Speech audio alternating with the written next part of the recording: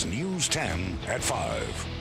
Welcome, everyone. We begin tonight with breaking news. For the second time in 2 days, federal agents surround a storage facility looking for weapons and explosives. The search involves a unit in Carmichael on Fair Oaks Boulevard and Marconi Avenue. The big question, is it related to yesterday's bust at another storage facility near Watt and I-80? Dave Marquis live at the scene, gathering all the details. Dave? Walt, we understand that this is now the third search warrant that is being served in connection with James Malcolm, the gentleman who allegedly sold illegal weapons and explosives to federal agents. We are at Carmichael Mini Storage, about 1,000 feet behind us here, back in the middle of this complex of storage units. Federal agents are going through one and possibly two of the units that were being used by James Malcolm to store things. Let's give you a look at some video. Now, this video is of James Malcolm firing an AR-15 assault-type rifle. And what he is alleged to have done by federal agents is to have agreed to put in what are called sears. Now, these are special devices onto the trigger mechanism of weapons, and he was allegedly converting AR-15 assault rifles and Glock pistols to be able to fire fully automatic, and then was selling them allegedly to federal agents, thinking they were on their way to a drug lord in Mexico. Now, Malcolm was arrested Sunday night in his vehicle not far from his home in Carmichael. Then, of course, the second search warrant served yesterday out at the storage facility that he had along Interstate 80 on Longview, just off Longview Road. And reportedly, federal agents did there at that location find evidence of his work to modify these weapons illegally and also locating explosives out there. Now, we understand so far today here at this location they have found only furniture and nothing serious or dangerous. Of course, the question still remains that the other facility, if something had gone wrong and some of the illegal explosives, the C4 explosives that he also reportedly sold to federal agents and was able to make. And by the way, this was not commercially made C4, that explosive. It was something being made with ordinary material that you can get, but being made by a private party. It's not clear whether federal agents know who was supplying him with that explosive, but had that gone off, certainly it could have been a terrible thing for folks on Interstate 80 out there. So, Walt, the questions, a lot of them still remaining. Federal agents haven't answered yet, but we're waiting to find out, of course, more as things go along here. Dave, what is this guy's background? Well, he was a guy who installed electronics. He was an expert in putting, stereos and music systems into your home. And, the question of how he got into this business, allegedly, of altering weapons to make them illegal and selling plastic explosives is something we still don't know the answer to. Yeah. We're presuming the federal agents do, but they haven't told us yet. Right, big piece of the puzzle. Dave Marquis live at the search scene. Dave, thank you. Also breaking tonight, an officer-involved shooting. This one started with a bank robbery in Marysville and ended at the intersection of Grand Avenue and Arboga Road in the Yuba County town of Olivehurst after shots were fired. We have a crew on the way. We expect a live report from the scene before the end of this broadcast, and of course, more details at 6. Well, a middle-aged son and his elderly father are in the hospital tonight after the son allegedly stabbed his father before police shot and wounded the son. It happened just after 6 this morning in the 1100 block of Windermere Avenue in Roseville. Investigators have been at the home all day. News 10's Gabriel Rojas joins us live from the neighborhood with the very latest. Gabriel? Walt, since this morning, Roseville police have had a large section of this neighborhood taped off so crime scene investigators can gather evidence. At one point, the fire department even brought in a ladder truck to give detectives a better vantage point to shoot photos, all in an effort to get to the bottom of what happened here. At this point, police will only say that they responded to the report of the son stabbing the father. When officers arrived, they found a suspect outside of the home armed with a knife. That's when an officer opened fire, but police aren't saying what happened in between. Paramedics took both the 84-year-old stabbing victim and the 54-year-old suspect to Sutter Roseville Hospital. Many of the neighbors were still in bed when they awoke to the sounds of gunshots. The first one was a larger bang for some reason or other, I don't know. And then the other was pow, pow, pow. Yeah, I know, it didn't sound like... Hospital officials confirmed the stabbing victim, Lonnie Burke, remains in critical condition. The son, whose name has not been released, is in serious condition, but he is expected to survive. We're live in Roseville. Gabriel Rojas, News 10. Gabriel, any prior disturbances that the police shared with you between these two? No, from what neighbors tell us, this has been a very quiet neighborhood. We talked to one gentleman who lives close by. He said he hasn't remembered hearing gunshots for years. And so all of the neighbors were very surprised to hear those gunshots this morning and very surprised to hear that the stabbing incident had happened leading up to it. Yeah, indeed. Gabriel Rojas, thank you very much. All right, let's check in with Weather Chief Meteorologist Monica Woods, and a little activity going on How about that? I know. This is earlier from Somerset, sent in to us from John Beck. In the foothills, he also received areas of hail, so it's been very active there in the foothills. Taking a look at that radar, this is the replay here, and you can see earlier this afternoon, bolts of lightning, hail falling in the area. It is starting to quiet down right now, but certainly an active area earlier this afternoon. Again, here's a closer perspective of what's going on right now, and those showers have since moved just south of Jackson, mainly along 104, as well as right along 12, where we've been getting some heavier downpours. All of this will continue to quiet towards tonight, but those showers have continued to push their way west towards the northern San Joaquin Valley. I'm actually calling for a slight chance of some of those showers reappearing early in the evening for the northern San Joaquin Valley on the east side of the valley, and those snow showers for the Sierra continue to taper off tonight into early tomorrow morning. Not much left behind this system headed towards the midnight hour, so things will start to clear out. Look what happens to our temperatures, though. We'll stay fairly mild through the weekend, but as we head towards next week, a real jump in those afternoon highs. Walt, we're talking about temperatures close to 100. We'll have the numbers coming up. Okay, Monica, thanks. Well, the goal, $1 million in 24 hours, and nearly 400 organizations stand to benefit. It's called the Big Day of Giving, and it exceeded expectations by lunchtime, and there are still about 6 hours left to participate. Just one of several locations benefiting from today's Give-a-thon. Dale? Well, we're at one of those locations that brings life and art and fun and even good cooking to a community. It's the Sierra 2 Center in Curtis Park, and they're, again, one of the organizations benefiting from today's Big Day of Giving. Terry's the executive director. Talk about some of what goes on here, because it's just a myriad of different activities for the community. Well, one of the main reasons we're having this block party today in conjunction with the Big Day of Giving is to showcase all of the varieties of things that we do here. We're a hub of cultural and artistic activities. We've got 3 dance studios. We've got a theater where productions happen pretty much every week of the year. We've got art, we've got dance classes, tap dancing, yoga. We've got a dedicated yoga center, a meditation center, Italian Cultural Society, Italian language, a senior center. I could go on for a long time. But there's a lot that happens here. How does Big Day of Giving help you, the money that's raised today? Well, what we're going to use the money for is to help us continue to make sure that the facility is maintained in a way that entices these instructors and is workable for the different types of art groups. But we also have a dedicated senior center, so we want to make sure we're providing funding for that and continuing to do the other work in the community of protecting and preserving the park and all of those activities. A lot for the community. Okay, and the block party that's going on here lasts until 8 o'clock tonight. It's also part of the giving. You can come down, make a donation, because, Walt, they have music, food, beer, wine. It's absolutely free, and it's only about 5 minutes from where you're standing right now. Indeed. All right, Dale, everybody wins. All right, thank you so much.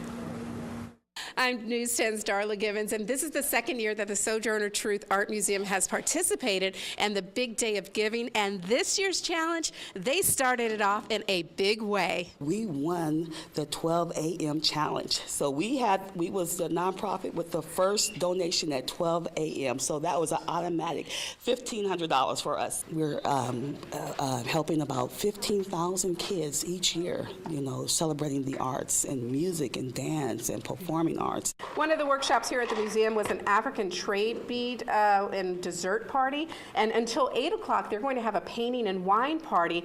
The goal for the museum this year is to raise about $20,000, and you can help them reach that goal. Thank you, Darla. Here's the real-time donation totals. As you can see, people have made more than 12,000 donations, totaling more than $1.9 million. Remember, not too late to give. It goes till midnight before the Day of Giving comes to an end. And if you want to donate, just visit givelocalnow.org. We'll also post any updates on our website, news10.net. Keep up with the latest news on Twitter, follow Give Local Now, and use the hashtag GiveBigDOG. Weber Avenue in Stockton, named for the man who founded the city, but a large section of Weber Avenue is in shambles. But Tim Daly reports tonight how Weber Avenue is finally getting the love and attention it deserves. Tim? Well, Walt, we're just east of downtown Stockton, and this is how a lot of Weber Avenue in this area looks. Buildings are falling apart, many are boarded up, but a huge Weber Avenue improvement. If any stretch of a Stockton street is ready for a makeover, it's Weber Avenue east of downtown, where only a handful of businesses have been hanging on like Price Right Restaurant Supply. I think there's some people that still don't like to shop in downtown Stockton. So hopefully some of these improvements will change that image. This is phase 2 of the Weber Avenue Improvement Project. Phase 1 happened to the west, and it definitely improved the look of that segment of downtown. Years later, with federal funding finally available, phase 2 kicks off. Our driveways out there, they are falling apart, they're cracking up, the sidewalk is terrible. Getting that all repaired is going to be a major plus. Napa Auto Parts, another Weber Avenue survivor. The city hopes other businesses will locate here and people will feel comfortable walking and shopping here when phase 2 is finished. You get more walkability in front of your business. There's more people out in front. It's just more desirable to be on the street when it looks better. It's more than $3 million being spent to make Weber Avenue better. The work will last 8 months, and then it's fingers crossed that it all makes a difference. They did a really nice job up the street, so I'm excited to see what they can do here. So new sidewalks, better lighting and landscaping, and Walt, we've noticed in the last half hour, skateboarders like all these closed down streets as well. Back to you. Yeah, I'm sure a tournament will pop up. All right, Tim Daly live in Stockton. Thanks, Tim. Well, forget the virtual type, like on Facebook or Twitter. How actual friends could actually help your health. We'll try to redefine the term friends with benefits. Grab your pals, head to the High Life, the benefits of drinking beer. That's right, how beer is good for you. Next. Back now to one of our top stories, an officer-involved shooting. A bank robbery ended with shots being fired in Marysville. Carlos Saucedo joining us now live from the scene with more. Carlos. Well, the pursuit started in Marysville but ended here in Olivehurst, and we're told the pursuit reached speeds of up to 100 miles an hour. Now, if you take a look behind me, you could still see a lot of police presence at this intersection. The CHP is here, as well as Yuba County Sheriff's investigators. Now, here's what we know at this hour. At around 1:45 this afternoon, a Yuba County Sheriff's deputy spotted a man walking in Marysville who matched the description of a suspect wanted in connection with several bank robberies in the area. The deputy briefly lost sight of the suspect, but moments later, the man was seen in a parked SUV. He then drove off, and deputies tried to pull him over. The suspect led officers on a high-speed pursuit south on Highway 70 and through a field. The suspect then came to a dead-end street right here and then got stuck. There was an exchange of gunfire between officers and the suspect was shot and killed by deputies. Again, this intersection here on Grand and Aroa is closed at this hour. We're not sure when it will be reopened, but again, sheriff's investigators are on scene. Walt? All right, Carlos, thanks for getting there so quickly. Carlos Saucedo with the latest from Olivehurst. All right, deep breath, change of pace. You've heard this before. It's 5 o'clock somewhere. Somewhere is here. And do you know that beer is actually good for you? Everybody talks about wine having health benefits. Beer is stepping up. Who knew that if you're looking to get some health benefits, you might consider a stop at your local brewery? We're not advocating the consumption of alcohol or replacing your multivitamins with this golden liquid goodness, but you may have a different opinion about beer than you did before. For years, health experts have talked about the heart-healthy benefits of 1 to 2 glasses of wine per day because of antioxidants. Beer has the same amount, and beer is higher in protein and vitamin B. Like wine, beer is loaded with healthy antioxidants. It's also great for heart health. One study says a pint a day reduces your risk of heart attack or stroke by 30%. Beer has silicon, which is great for bone strength and rarely found in foods. Kidney stones? Moderate beer use will drop your risk of getting stones by 40%. And in Europe, they have beer spas. They bathe in it. Dark lager is therapeutic and good for your face, too. I mean, who knew? Why is it that beer, you think, has gotten a bad rap? Probably because a lot of the bad marketing practices that were done in the 70s, 80s, early 90s, before craft beer, and a lot of the other studies that have happened in the academic world and health research that have really proved that health benefits exist with beer. Those benefits also include calcium, phosphates, iron, and fiber, all found under the suds. And wait, there's more. And there's a strong benefit for women. It protects your brain. According to this study in the New England Journal of Medicine, one alcoholic drink a day improves blood circulation and slows cognitive decline more than women who don't have one. It doesn't have to be a beer, but why not? If you don't drink, don't start. And if you quit drinking, don't start again. And if you do drink, remember to be moderate. 1 pint a day for the healthy beer benefit. Obviously, some beers have up to 360 calories per 12 ounces, so that aspect you need to watch out for. Well, they may be the cutest animals ever created, so would someone purposely drop these 2-month-old lion cubs into the water? Turns out there's a very good reason. Next. The wind has been whipping through the valley the last few days, been particularly tough for allergy sufferers. Is it going to die down anytime soon? Monica Woods in the forecast coming up. The National Zoo's 4 youngest African lion cubs growing up fast. Today they passed one big hurdle before being put on display, the all-important swim test. Zookeepers say the test shows whether the 2-month-old cubs are strong enough to explore their outdoor habitat. While some stayed in the water longer than others, zookeepers say all 4 cubs passed the test. The cubs are expected to make their public debut in mid-June. It always seems so weird when they're holding them by the neck like that. Doesn't that hurt? But that's how you hold them. That's how you got to hold them. That's right. They didn't seem to mind too much, and they sure all. look like they like the water as well. We're getting some showers in the foothills and parts of the Sierra. Still seeing some isolated snow showers. You can see much of that active weather is starting to taper off right now. But wow, what a couple of bolts of lightning we were seeing earlier this afternoon. As we head towards the foothills, here's a great picture sent in to us from Diana Goodard in Pine Grove. The hail falling there. Beautiful picture. I know it wasn't too nice when you were having to deal with those downpours, but we picked up about 1/10 of an inch of rain for much of the foothills for today. Saw a little bit more snow for this year, very light amounts there. All right, this is a true or false for our News 10 weather quiz. Most of our Northern California reservoirs are running above 50% of average.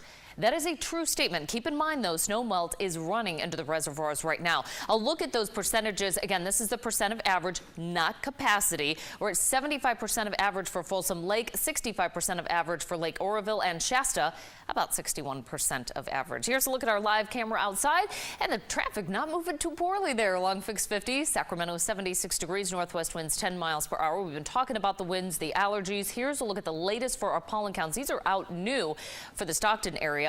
Moderate for trees and grasses. Lots of folks have been saying this just seems like such a bad season this year, and all the wind certainly isn't helping. Here's what's going to be shaping up, though. We have another wind event coming on Thursday. This high pressure ridge will eventually build in, but we're going to see this low first track its way in on Thursday. That's going to produce some rather gusty conditions on Thursday. Then this high builds in. That's when we see those temperatures really start to spike by next week. So we've got a couple more days of seasonable temperatures. Highs tomorrow will be right around 50 to 60 degrees for the Sierra, 67 for Sonora, 73 for Auburn. Again, those showers clearing for tonight, and we should see some mostly clear skies to start us off for our Wednesday. We'll see a few clouds on and off for the rest of the 5-day forecast, with highs back near 60 by the weekend for the Sierra. In the Bay Area, 62 degrees for San Francisco tomorrow, mostly sunny afternoon skies, 67 for Oakland, and right around 72 for Fairfield after a morning low near 50. Northern San Joaquin Valley, slight chance of seeing some of those showers for the early evening hours on the east side of the valley. Otherwise, we see clearing skies for tomorrow. Highs will be in the mid-70s to near 80, and we'll see that as well for the Sacramento area. A little cool to start off. Look at that for Elk Grove and Galt, starting off at 47 degrees. Nice crisp start to the day. So our 7-day forecast, like I said, Walt, we will keep it in the 70s through the end of the work week. We'll be in the 80s this weekend, but we don't hit those 90s until next week. But next Tuesday, 95 for Sacramento. That's only 5 degrees shy of 100. Woo. Yeah. A little too warm for the day. 100, though, would kill off some of that pollen. That would be good. There's side benefits. Yeah. Well, she says she wants to stop tiptoeing around her past and, quote, set the record straight. But was it worth nearly the 20-year wait? Monica Lewinsky dishes the dirt next. Well, it turns out there is something that can help you be happier, have fewer health problems, and even live longer, and that's friends. Experts say having close friendships can do wonders for your health. While there are plenty of health benefits from having close friendships, experts say those benefits often go unnoticed. People who have a good social support network tend to cope with stress better and seem to be healthier. Some studies show that people who have good friendships live longer. Experts say it's much better to have 2 to 3 really close friends than a lot of casual acquaintances, because the deeper the friendship, the more benefit it has for us. Well, Monica Lewinsky is writing for the first time about her affair in the 1990s with President Clinton. The now 40-year-old Lewinsky says in an upcoming article in Vanity Fair that she deeply regrets what happened. Lewinsky began a sexual relationship with Clinton in 1995 while she was an intern at the White House. The scandal resulted in Clinton's impeachment by the Republican-led House of Representatives. He was acquitted of all impeachment charges during a Senate trial. Any abuse came in the aftermath when I was made a scapegoat in order to protect his powerful position. The full article will appear in the June issue of Vanity Fair, available this month. And finally tonight, the story of a missing dog, or a dog we think is missing, maybe hopefully found. Sky 10 catching a wild scene on the WX portion of Highway 50. Look at this. Our cameras overhead yesterday. The dog leads police on a chase down an abandoned stretch of 50. That part of the road empty because traffic being held back. He outran them on foot, on cars and SUVs, and later will jump over the rail and hit the side streets. Our cameras last captured him or her running into a parking lot and disappearing. Do you know this dog? Are you missing a dog? Do you know someone who might be? We want to hear from you. Head over to news10.net and let us know. He probably thought it was a game. Probably thought, wow, did. this is great. I know. Or maybe he was very scared. One dog it isn't, because he's inside the house, so fortunately he's okay. Terrorizing the Gray family, yes. He is. All right, well, temperatures are going to be slow to warm. We'll actually stay pretty seasonable into our Wednesday forecast. Sunrise 6:02, we're at 53 degrees, a nice crisp start to the day. 70, mostly sunny at noontime. Average high temperature at this time of year, 77. We'll top out 79 degrees tomorrow. Again, those 90s near 100 next week. Your allergies okay right now? Yeah, but don't jinx it. Okay, all right. Next news at 6, Monica joins Dale and Christina. Have a great day.